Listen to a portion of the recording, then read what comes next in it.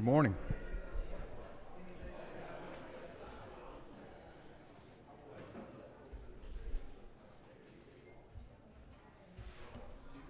Welcome to Rules. We're going to set the calendar for Friday. And for the members of the committee, we will not meet tomorrow. And so when we meet Monday morning, we will set Monday's calendar and Tuesday's calendar. So what we're going to do today is set Friday's calendar, and we will not meet tomorrow. Chairman Nix. Thank you, Mr. Chairman. I'd like to ask for House Bill 126. It's fourth from the bottom on the front page. It's a very simple proposition. The Georgia Department of Labor has developed a soft skills training program called Georgia Best, and they just want to be able to establish that, have that recognized as a training curriculum for workforce development. And that's all that bill does, just one page. Are there questions? Chairman Nix. Yes, sir. Why do they need statutory authorization to establish this curriculum? It's my understanding that gives them some standing, but they're putting what do you call it, decals on diplomas. It gives some standing to be able to make that more recognizable to universally, I guess. Okay. No other questions? Thank you. Chairman McCall. Thank you, Mr. Chairman. Members of the committee, House Bill 208, second from the bottom on the front page. All this does is change the term of contract for Georgia's MEAG cities and Crisp County from 10 years, where it was set up a long time ago, to it extended to 20 years for certain projects that require more than a 10-year contract. I can get a little bit deeper, but you probably don't want it. You have no questions. Thank you. Chairman Silcox. Thank you, Mr. Chairman. I bring to you again this morning House Bill 56, which would just allow our distributors to have tags. Where is it? I'm sorry? House Bill 56.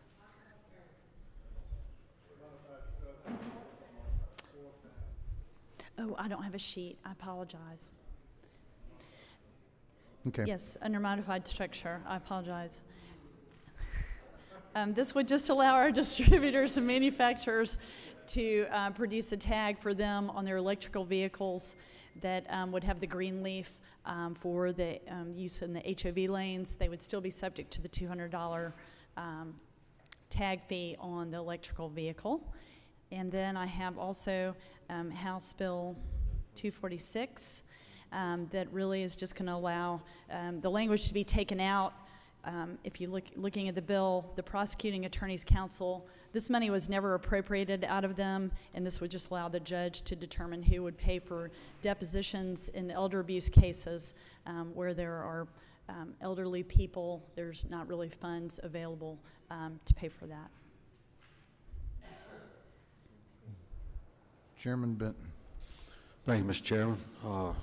Chairman Silcox, on House Bill 56, on exclusive lanes, which lanes are you referring to there? I'm referring to the high occupancy vehicle lanes right now. For example, I drive a Nissan Leaf, and if you have a car that's 100% emission free, an electric vehicle, if you also purchase a tag that has the green leaf on it, then even if you're riding by yourself, because the vehicle is emission-free, you can ride in the high occupancy vehicle lanes, those HOV lanes. If you're coming down 75 in Atlanta, it's the far left-hand lane. So the Peach Pass lanes are out, correct? That's correct. It doesn't affect the Peach Pass lanes at all. If it was a Peach Pass lane, of course, they'd have to have a Peach Pass. Okay, thank you. You have no other questions. Thank you. Representative Ridge. Good morning. Thank you, Mr. Chairman. You have lots of questions. Okay, figured. I figured. I bring House Bill 225. It's the first bill on the back side of the page. This is the annual Department of Public Safety bill. All it is a date change allowing the Department of Public Safety to enforce the federal regulations that went into effect January 1st of 2019. That's the only thing that this bill does. No other changes are made. Whip Kelly. Thank you, Mr. Chairman. Representative Rich, this is obviously a bill that has a lot of importance. It deals with the safety of our roads. Right here in the caption, I see it deals with the safe transportation of hazardous materials. And before we simply move from this year where we had authorized it to the next, I was wondering if you could summarize to us any changes that were made in 49 CFR, the Uniform Carriers Act, before we know whether we ought to adopt this or not. I have not read the federal regulations that were promulgated and went into effect. I am told that this is statutory and that we have from year to year adopted these regulations and that it's important that we continue to do so. A good summary would be great, though, as we move forward. Thank you. Thank you. Chairman Cooper. Chairman, Representative, do you believe everything you're told down here? I am learning. I am definitely learning.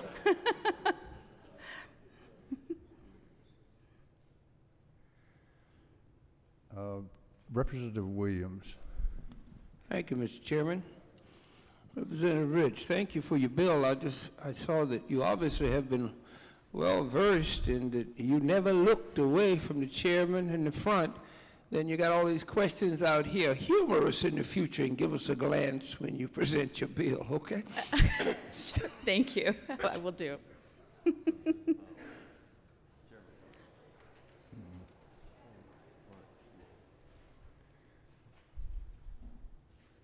Representative Rogers. Thank you, Mr. Chairman. Representative Rich, I've carried this bill like the last 5 years, and last year, I think I set the all-time record. I passed this bill out of committee in 27 seconds. Do you think you can do that this year? You mean this Rules Committee? No, I mean the actual committee. I think I may have actually already. Yeah. Okay. Yeah. All right. I just wanted to make certain. And Whip Kelly, by the way, Colonel McDonough is very interested in this bill. He wants to talk with you afterwards. Chairman Martin. Lady, yield for a question? Yes. Up here. You just earlier you said you were told. I was just curious who told you. Well, I was told by an officer with the Georgia Department of Public Safety as well as Representative Rogers, both of whom I have great respect.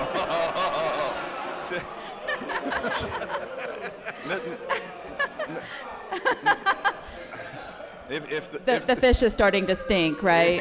Fish is starting to stink. Okay. If the lady would yield further, that was my question. Is, you know. So I have a question.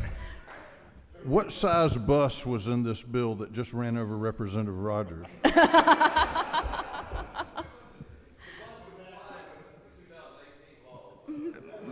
Mr. Chairman, isn't it true that I would have had more faith if she had just said she had read it on the internet?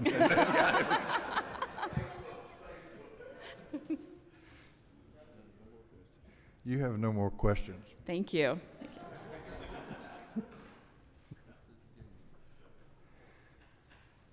Representative Gaines. Thank you, Mr. Chairman. I bring House Bill 217. It's the last bill on the first page. The House helped pass this bill 169-1 last year.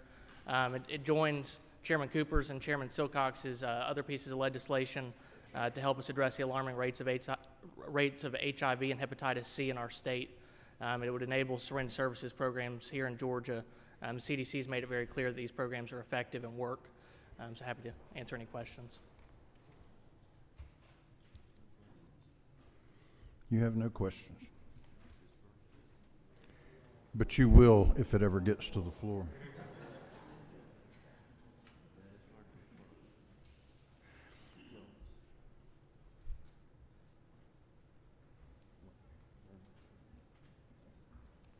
Representative Jones. Thank you, Mr. Chair, members of the Distinguished Committee. This is House Bill 24 on your calendar. This is a simple housekeeping bill to codify what the Supreme Court ruled as it relates to board appointments by elected officials.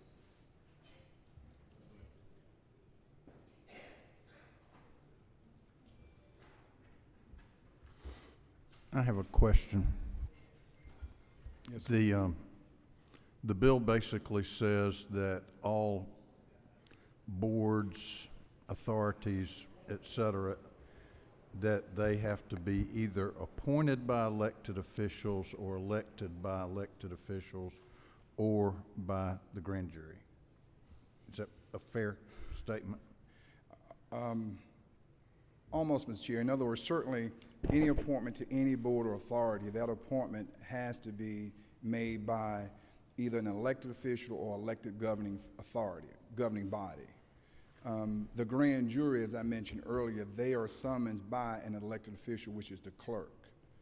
And you don't have to be an elected official to serve on authority, just that whomever serves on that authority, that board, has to be placed there by an elected official that's held accountable to the people. So the constitutional authorities that exist that predate the Constitution that says we don't have any local constitutional amendments, but those that have a method of appointing or selecting board members that are different than this bill, is the Constitution going to control, or is this bill going to control? Well, Mr. Chair, actually, this just codifies what the Constitution says. If you would like to put someone or a private organization in the Constitution so they have that authority, you can put that in Georgia's Constitution. I'll go back to Representative Wendell Willard, his issue with the State Bar and the Judicial Qualifying Commission. As you recall, the State Bar is a private organization, and they made appointments to an appointment to the JQC. He had to come before this body and pass a constitutional amendment that actually went to the voters and was approved by the voters, and he came back with subsequent legislation that said that the State Bar can make recommendations, but they were taken out of the Constitution. So if you want to put a private organization or give them that authority to make an appointment, they have to be placed back in our Constitution. That's what the Supreme Court ruled in its most recent ruling, that it can happen, but it takes a legislative act through a constitutional amendment to do so. And that was the only, that I understood, the only private organization, at least in recent times, that was actually written in our Constitution. Well, take this one, for example. I am told that the Fort Valley Utility Authority is elected by the people. Now, will this now require them to be elected by the local governing authority rather than by the people? Mr. Chair, as I understand, if you're saying that there's an authority and the people of that community elect someone to that authority, then that authority is held accountable by the people. The people elected that person. So I don't disagree with you, but my question is, your bill says that all authorities shall either be elected or appointed by the local governing authority.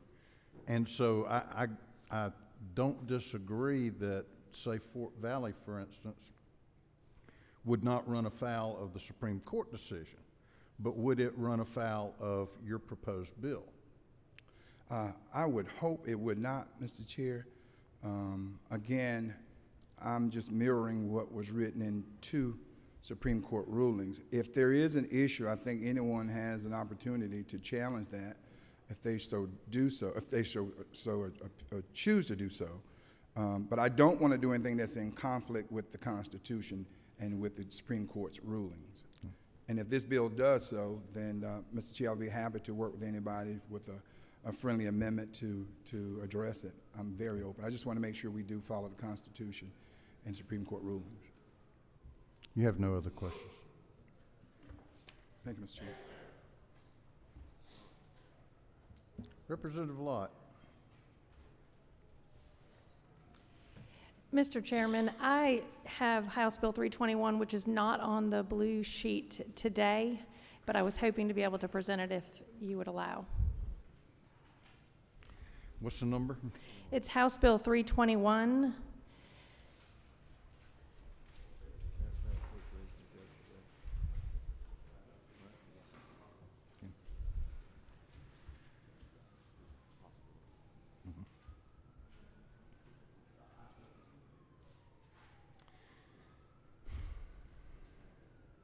You can present it, Thank but you. we aren't going to really consider it till it shows up on consideration calendar. Understood.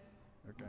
Understood. Thank you, sir. House Bill 321 extends the sunset provision of the hospital Medicaid financing program, provider payments, for an additional 5-year period, changing the date from 2020 to 2025. It renews the authority of DCH to continue administering the program. This program contributes nearly $1 billion into our state's Medicaid program. All right, the general rule is that you only have to come before this committee twice, but that's assuming that we've got something that we're going to look at, so you've still got to come back twice. Thank you, sir. There are no questions.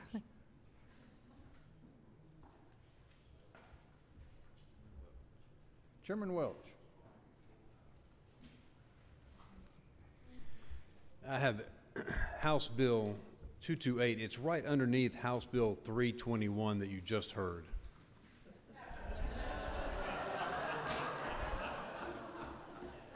Mr. Chairman, I'll be back tomorrow.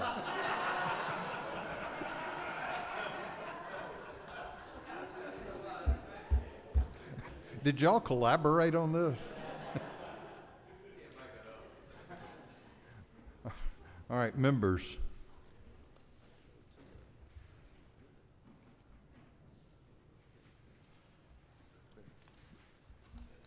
Chairman Benton.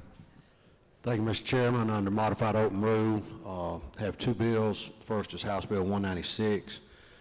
It would require public retirement system trustees to complete appropriate education that are applicable to their fiduciary duties. It has the number of hours they have to complete and what happens if they don't complete them. All right, there are some systems that are excluded, I believe, from your bill. What are they? They are GMA, the Employees Retirement System, Teacher Retirement, and ACCG. They already have training. Okay, so which ones would be included in this? All the others. Which is what? Judicial, Well, legislative? Fireman's Pension Fund, Sheriff,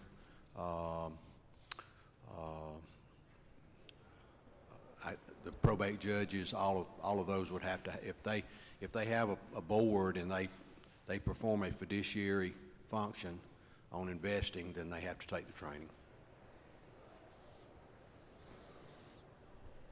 All right, the ones that are excluded, are they required to do it by statute, or they just have it in place? No, they already they've been doing it for years.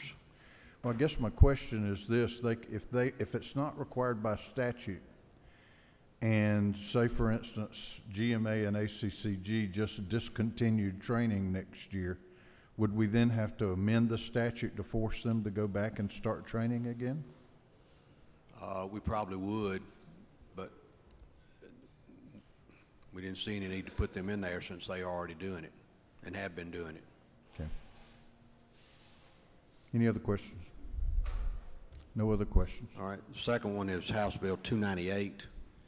And this has to do with people that commit a crime, that work for the public and commit a crime, and if they are receiving, the penalty is that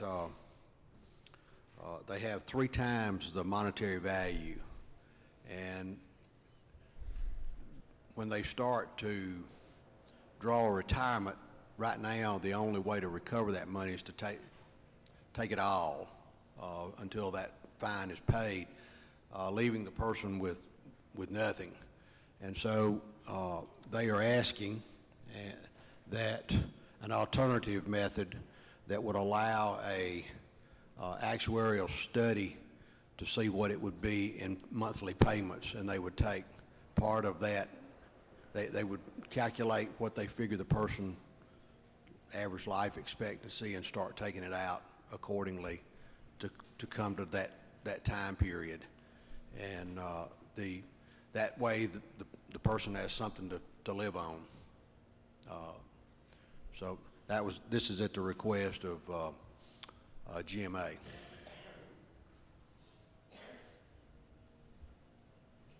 So under current law, if I steal from my employer? Well, it could be that you stole for the employer, or you stole from someone else, but it's as a public employee. Then right now they would figure what it was worth. Let's say you stole a piece of equipment, and they figured the equipment was worth $20,000. Then it would be 3 times the amount, and so they would start to withhold retirement. Right now, it would be the whole amount until it's paid, but they're asking for an alternate. They've still got this, it's still in the code, but they're asking for an alternate method to allow them to take out over a period of time, I guess you could say, installment payments for the fine. Any other questions? Whip Kelly. Thank you, Mr. Chairman. I want to move down to Section 2 of the bill, whereas we're given the Office of State Administrative Hearings going from 30 days to 90 days of when they're going to begin initiating the proceedings to determine the economic impact. Could you explain why we would need to delay those hearings? They are asking for that delay because of getting all the facts together to get the fiduciary statements and so forth, and they didn't feel that 30 days was enough. Okay, thank you.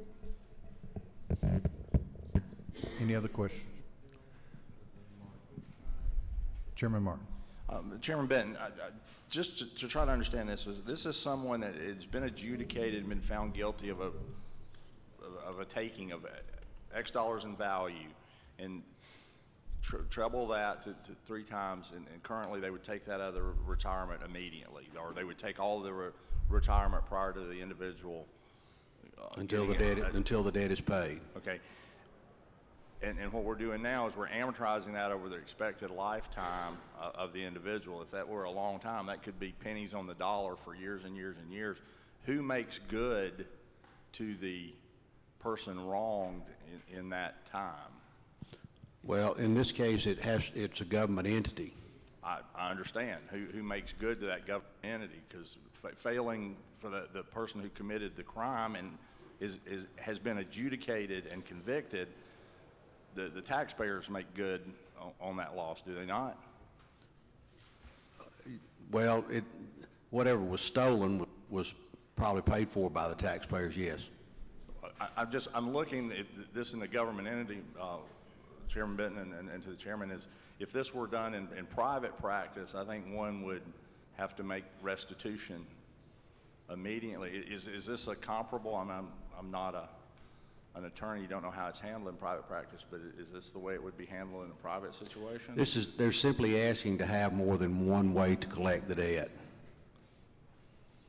They still have in code that they can take it all.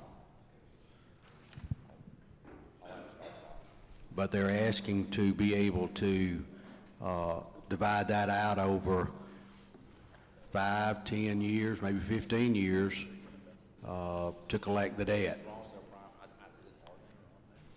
as an alternative. The debt will be paid. You have no other questions?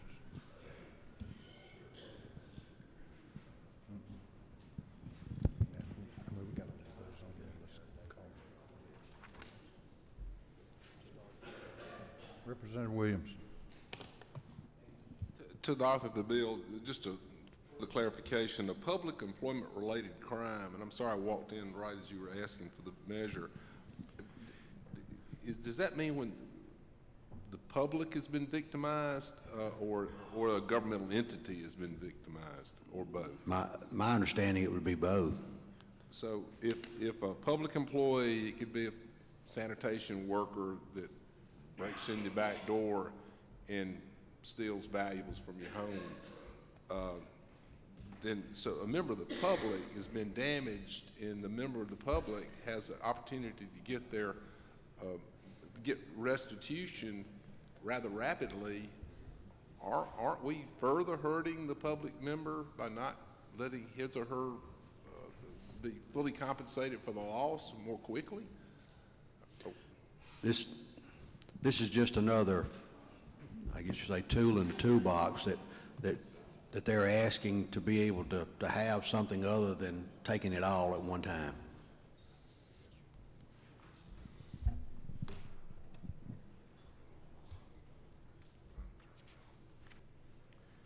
All right, let's, I think we're getting back on bills of members, and Representative Turner, will come back to you in just a minute. Chairman Efstration. Thank you, Mr. Chairman. House Bill 70, which is under modified structured rule. This is the guardianship bill cleanup. 3 years ago, I carried the Uniform Guardianship Code, and the General Assembly had updated guardianships in 2005. There were some inconsistencies between the Uniform Law Commission's guardianship code that we passed and existing Georgia law. This would help to address those, make sure that they make sense in reading both together. Happy to answer any questions. Are there questions? Representative Hughley. Thank you, Mr. Chairman. I bring House Bill 66, which is right above House Bill 70 under modified structured. And the bill simply would allow for those entities and groups that have specialty tags for automobiles to be allowed to have the same kind of tag for motorcycles. And the department requested that we not make it effective to 2020 because they have a major system upgrade going on right now. So the effective date will be 2020, July 1st of 2020. Are there questions? I see no questions.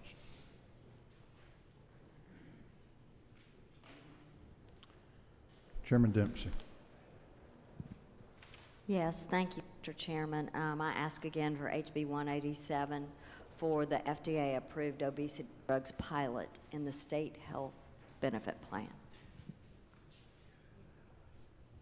You have no questions. Thank you.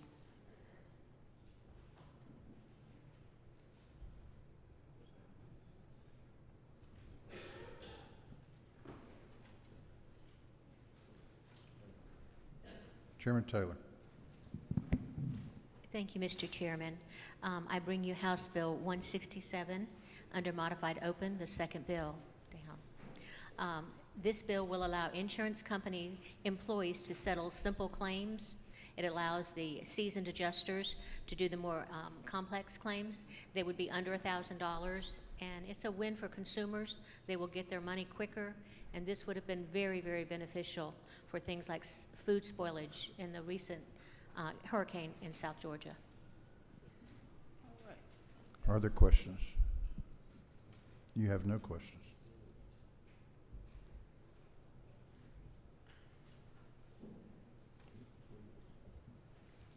Representative Williams. Your light on? Thank you, Mr. Chairman. That was about 3 or 4 bills ago. I figured the Honorable Secretary just didn't want to hear from me. Well, he has a trouble deciding whether it's a question or whether somebody's offering a bill. No, well, I understand. Well, I sit near him, and I certainly understand. No, sir, I'll pass on the...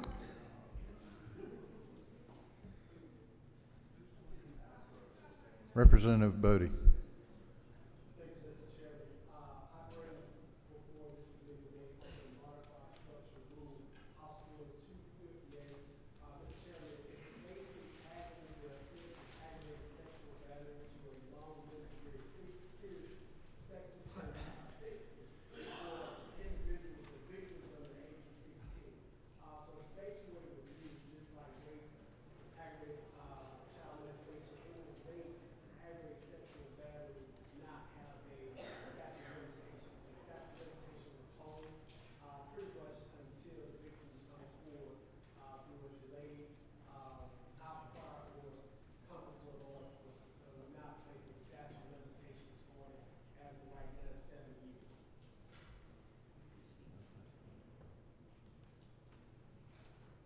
You have no questions.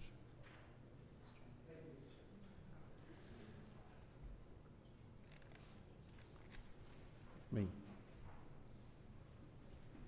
Chairman Smith. Thank you, sir.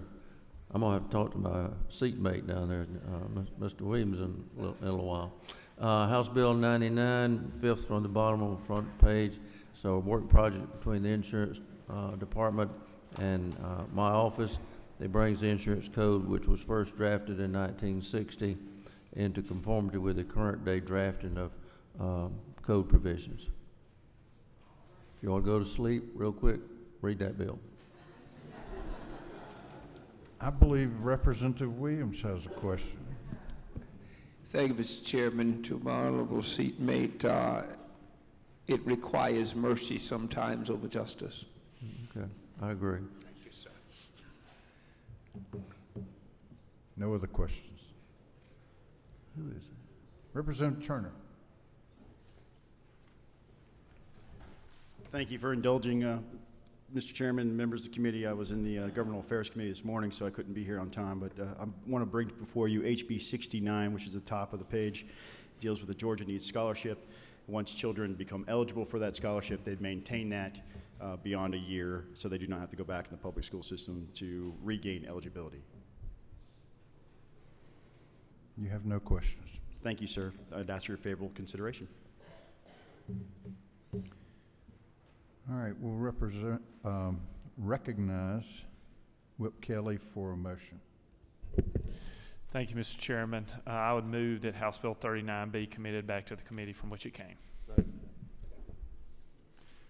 Is there any objection to recommitting House Bill 39 back to committee? Hearing none, it is recommitted.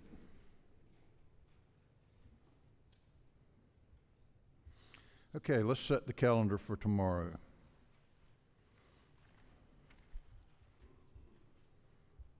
House Bill 167.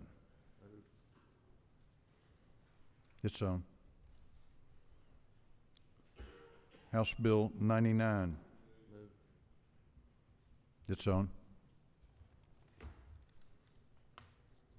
House Bill 225. It's on. House Bill 246. It's on. That's the calendar for tomorrow. I don't know.